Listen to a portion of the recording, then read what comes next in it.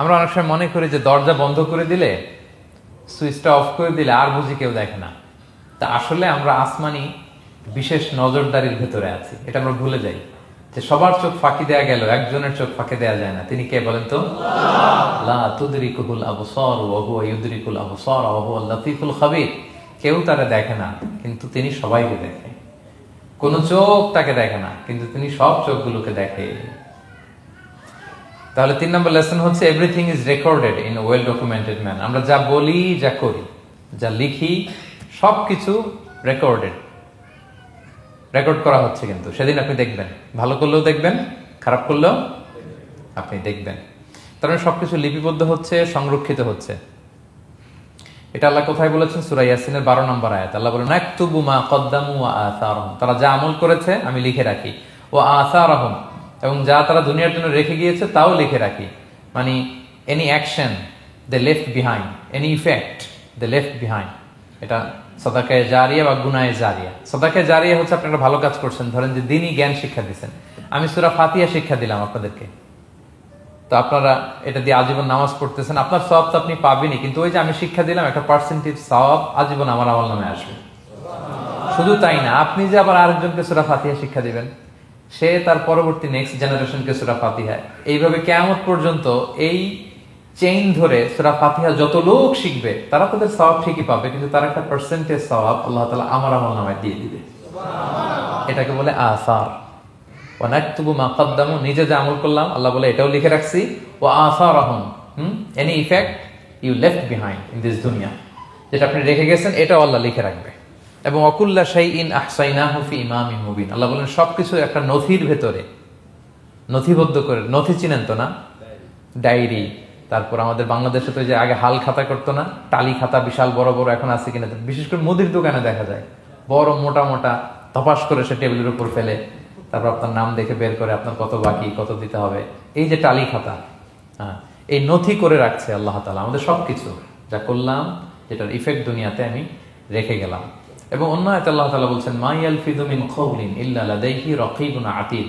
আমি মুখ দিয়ে যা উচ্চারণ করি সব আল্লাহ তাআলা একজন পর্যবেক্ষক ফেরেশতার মাধ্যমে তুলে রাখেন, সব আপনি দেখতে পাবেন। শুধু তাই না, এখানে একটা স্পেশাল লকেট রেখেছেন আল্লাহ। আল্লাহ বলেন, ওয়াকুল্লা ইনসানিন আলজামনাহু তায়রাহু ফি উনুকিহি ওয়া নুখরিজু লাহু ইয়াওমাল কিয়ামাতি কিতাবান ইয়ালকাহু মানশুরা। প্রত্যেকের গ্রীবালগ্নে আমি একটা স্পেশাল সিম কার্ডের মতো রেখেছি, যা বলো এখানে রেকর্ড হয়ে আছে। কিয়ামতের দিন আমি সব বের করে দিব। তাহলে পালানোর জায়গা আছে? That means we are under surveillance, 24/7 আল্লাহ তাআলা মনিটর করছেন। এবং এই বিশেষ আসমানি নজরদারি থেকে আমরা কেউই মুক্ত না। তাইলে লাইট বন্ধ করে দিলেন, দরজা আটকায় দিলেন, কেউ দেখে না, না? কেউ যেটা দেখে না সেটা দেখেন কে? আচ্ছা, 3টা জেনে গেলেন। 4 নম্বরে হচ্ছে পৃথিবীতে সব নবীরা এক মিশন এবং ভিশন নিয়ে এসেছে। সব নবীরা লা ইলাহার দাওয়াত দিয়েছে, তাই না? এক আল্লাহর দাওয়াত দিয়েছে। আচ্ছা, কখন কি এমন হয়েছে কোন নবী এসে বলছে যে আল্লাহ একজন, আবার আরেক নবী এসে বলছে না আল্লাহ 2-3 জনও হইতে পারে? হ্যাঁ, বলছে? কোন নবী এসে বলেছে মৃত্যুর পর এক জীবন আছে, হিসেব দিতে হবে, পাই টু পাই হিসেব হবে? আরেকজন বলছে না, এরকম নাও থাকতে পারে। এরকম এক নবী এক কথা, আরেক নবী আরেক কথা হয়েছে? এগুলো নবীদের মধ্যে, কবিদের মধ্যে হয়। এক কবি এক কথা বলে, আরেক কবি, এক দার্শনিক এক কথা বলে, আরেক দার্শনিক আরেক কথা, এক রাজনীতিবিদ এক কথা, আরেক রাজনীতিবিদ আরেক। এদের মধ্যে ধাক্কাধাক্কি হয়, কিন্তু নবীদের মধ্যে কথার মধ্যে এগুলো আছে? কারণ তারা মন গড়া কথা বলে না। ওমা ইয়ানতিকু আনিল হাওয়া ইন হুয়া ইল্লা ওয়াহিয়ু ইউহা। তাদের কথা আসে একটা হেডকোয়ার্টার থেকে। হেডকোয়ার্টারটা কার? আল্লাহ। আসমানি রেভেলেশনের বেসিসে ওনারা কথা বলেন। মন গড়া কোনো নবী কোনো কথা বলেন না। তাহলে 4 নম্বর শিক্ষা হচ্ছে সব নবীর মিশন ভিশন এক। এজন্য তাদের মধ্যে একটা কোঅপারেশন ছিল। সূরা ইয়াসিনে চমৎকার একটা ঘটনা আছে। একটা জনপদের নাম উল্লেখ করা হয়নি, কিন্তু কোন কোন মুফাসসির বলেছেন এটা তুরস্কের আন্তাকিয়া জনপদে আল্লাহ একটা কাজে, দাওয়াতি কাজে 2 জন নবীকে পাঠালেন। কয়জন? 2 জন। কাজ একটা, কিন্তু কয়জন? 2 জন। এরকম সাধারণত অন্য নবীদের ক্ষেত্রে হয় না, কোরআনে পাওয়া যায় না যে এক কাজে এক জায়গায় 2 নবী, এরকম হয় না। এক্সেপ্ট মুসা আলাইহিস সালাম, ওনার কথা বলার জড়তা ছিল, তো উনি আল্লাহকে বলেছেন, আল্লাহ আমাকে যেই তাওরাত দিয়ে পাঠালেন আমি তো কথা ক্লিয়ারলি বলতে পারি না, জড়তা, মামলিং হয় আমার মুখে। তো আমার ভাই আখি হারুন আফসাহু মিন্নি লিসান, ও আবার খুব ফ্লুয়েন্ট ছিল, আমি নেতৃত্ব দিব, কিন্তু হারুন ভোকাল দিবে, আপনি তাকে নবী বানায় দেন।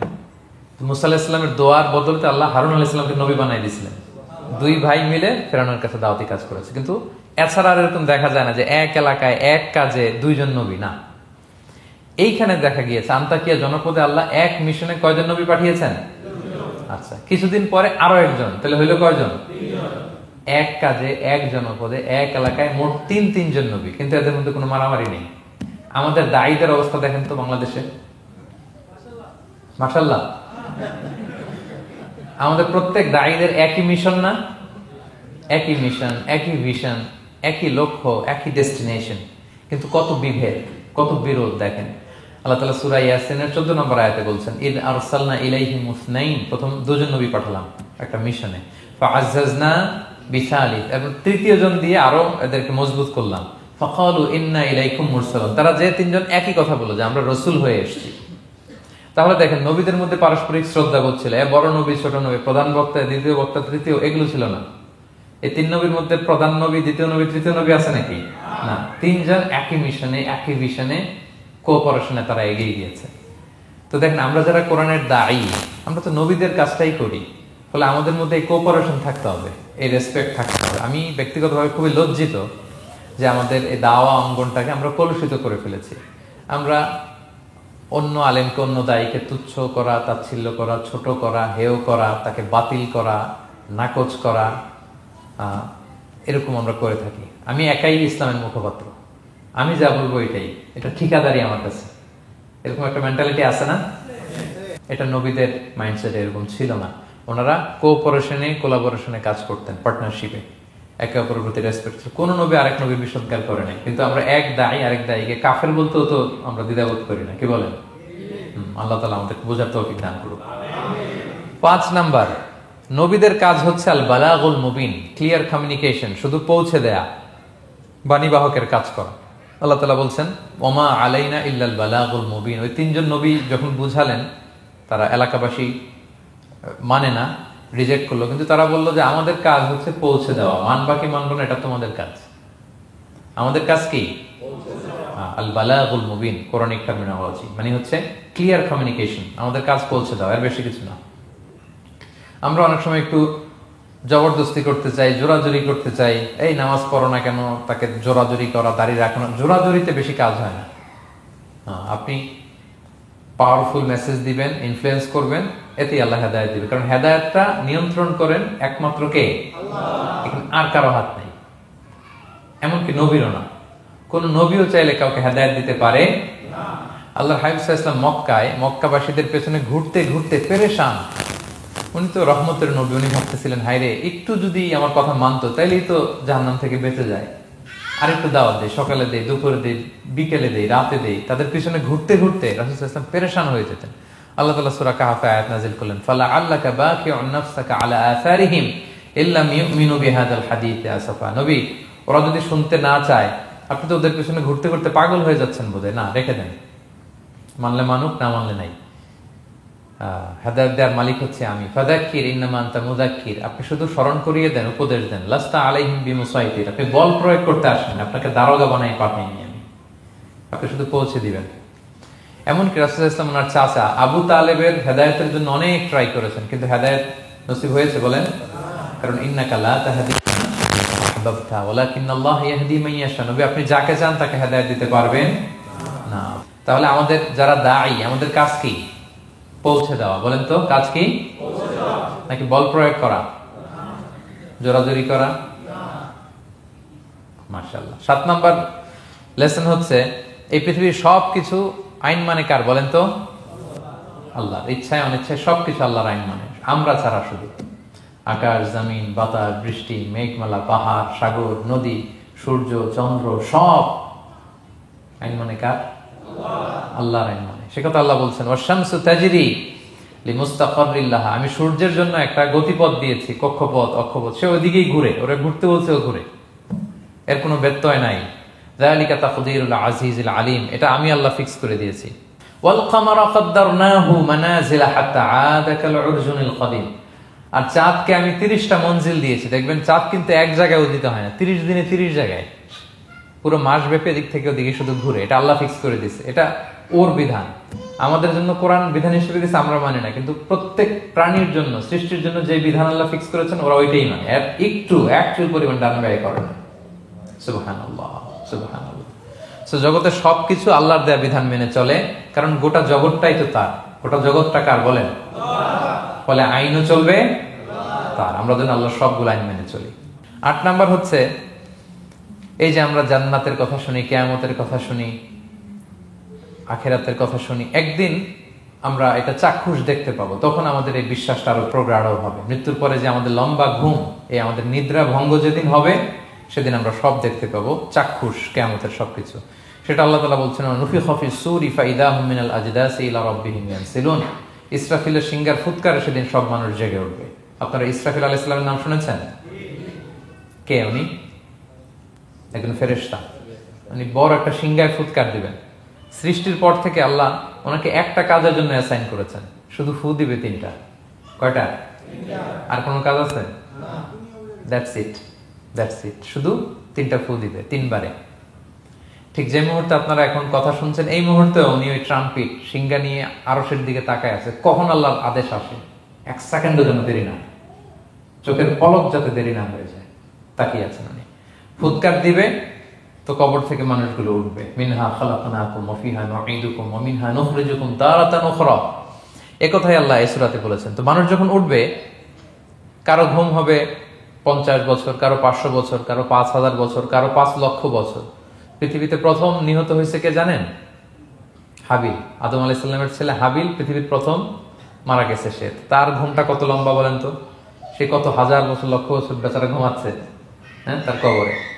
তো এই সব সিংহার ফুৎকারে সব কবর থেকে উঠবে। ক্বালু ইয়া ওয়াইলানা মান বাআসানা মিন মারকাদিনা হাযা। কি রে, কে ভাঙালো এই লম্বা ঘুমটা? সবাই তো ঘুমাচ্ছিলাম। হাযা মা ওয়া'দার রহমান। ফেরেশতারা বলবে, এইটাই সেই দিন যেটা বিশ্বাস করো না এই দুনিয়াতে। ওয়াজ নসিহত হইলে তো তোমরা মানতা না, বলতা এগুলো কিছু নাই। আজকে সেই দিন। সাদাকাল মুরসালুন। রাসূলরা সত্যই বলেছেন, ওই দিন মানুষ চাক্ষুষ কিয়ামতকে অবলোকন করবে। 9 নম্বর শিক্ষা হচ্ছে, তখন আল্লাহ তাআলা বিচার প্রতিষ্ঠিত করবেন। ওই বিচারে আল্লাহ কাউকে ঠকাবেন না। বলেন তো, আল্লাহর বিচারে কোনো পার্সিয়ালিটি আছে? কোন ঘুষ দেওয়ার সিস্টেম? স্বজনপ্রীতি আছে না? এই কথা আল্লাহ বলেছেন সূরা ইয়াসিনের 54 নম্বর আয়াতে, ফালিয়াউমা লা তুযলামু নাফসুন শাই। কোনো জুলুম হবে না। ওয়া তুজজাউনা ইল্লা মা কুনতুম তা'মালুন। যে যা করেছে ওইটারই প্রতিদান পাবে। এমন না যে আপনি করছিলেন খুব ভালো কিন্তু আপনি পান নাই, এটা হবে না। যার যে রিওয়ার্ড পাওয়ার কথা ওইটাই পাবেন, কারণ আল্লাহ জুলুম করেন না। ওমা আনা বিযাল্লামিন লিল আবিদ। আল্লাহ বলে, আমি আমার বান্দার প্রতি বিন্দু পরিমাণ জুলুম করি না। ওয়া নাদউল মাওয়াজিনাল কিসতা লিয়াউমিল কিয়ামা ফালা তুযলামু নাফসুন শাইআ। সেদিন আমি ন্যায় বিচারের মানদণ্ড স্থাপন করব, ওখানে একটা চুল ফেললেও এটা ওজন নাই। ফামান ইয়ামাল মিসকালা যাররাতিন খায়রান ইয়ারা ওয়া মান ইয়ামাল মিসকালা যাররাতিন শাররান ইয়ারা। অনুপরিমাণ ভালো করলে ভালো পাবেন। এই যে সে লিল্লাহি তাকবীর বলছে, সওয়াব হইছে না? সে ওই দিন আমলনামায় দেখবে, কি রে, অমুক এক মাহফিলের মধ্যে আমি লিল্লাহি তাকবীর বলছিলাম, এইটার এতগুলা সওয়াব। তারপরে যে আপনারা আল্লাহু আকবার বলছেন, এতে সওয়াব হইছে না? এরকম ছোট্ট ছোট্ট প্রতি মুহূর্তে একজন রাস্তা চেনে না, রাস্তা দেখাই দিলেন। একজন একটা ভালো উপদেশ দিলেন। হ্যাঁ, এইভাবে ছোট্ট ছোট্ট যত ভালো কাজ সব পাবেন, ছোট্ট ছোট খারাপ কাজ সব সেদিন পাবেন। কোনো জুলুম হবে না।